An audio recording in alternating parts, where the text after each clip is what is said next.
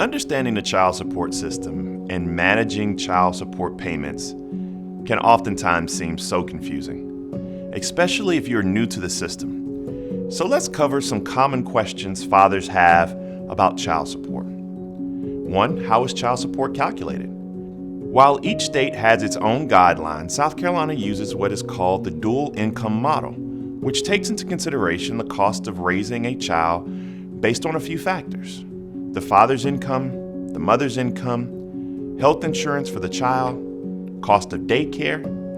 The child support calculator can actually be found at dss.sc.gov. Now, let's look at how child support can be paid. South Carolina has a state disbursement unit, and payments are made by wage withholding, online through expertpay.com, by mail, MoneyGram. The South Carolina Center for Fathers and Families has created a very concise document called A Parent's Guide to Making Child Support Payments.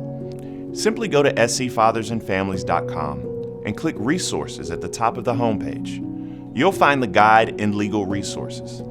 It covers the methods of payment we named and includes helpful links to other resources, including the DSS Child Support Portal, which allows you to access your child support cases.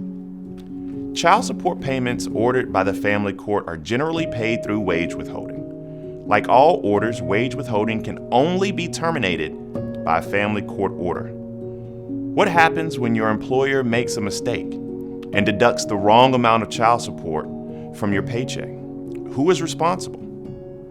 The non-custodial parent is always responsible for making sure the payment is being made in the correct amount. So the bottom line is that it is your responsibility to make sure that the proper amount is paid and paid on time. Now, if an employer willfully withholds the wrong amount or does not send the payment, the employer could be held in contempt. Let's talk about child support modification and termination. When the amount of child support is changed in some way, usually by the family court, this is called child support modification. Child support can be modified at any time when there is a substantial change in circumstances for either parent, such as loss of employment or becoming disabled. A request to modify child support payments must be filed with the family court. If you cannot afford an attorney to make this request, you can represent yourself in court. Now, listen, that may sound scary, but there are resources to guide you. You can learn about requesting modification, how to prepare the documents, and how to represent yourself in court at modifychildsupportsc.com. This video tutorial website, developed by the South Carolina Center for Fathers and Families, will walk you through the process. Find this information at modifychildsupportsc.com. That's modification. But what about child support termination? Termination of child support for any reason definitely requires a court order. Do not stop paying support unless it's approved by a court and by a court order. The most common reason for termination of child support is emancipation. When a child is turned 18, unless the child is still in high school.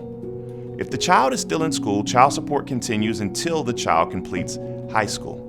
Remember, child support does not automatically stop, and you will need to file the correct legal document for termination of child support.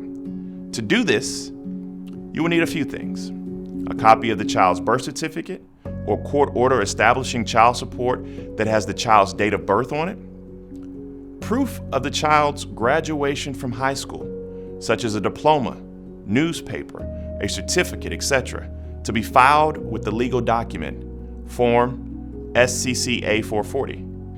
Child support can also be terminated in situations where a parent becomes disabled or has other circumstances that render them unable to pay. Becoming permanently disabled may be a valid reason, but being incarcerated is not. There is a lot to learn and understand when it comes to fatherhood, legally speaking.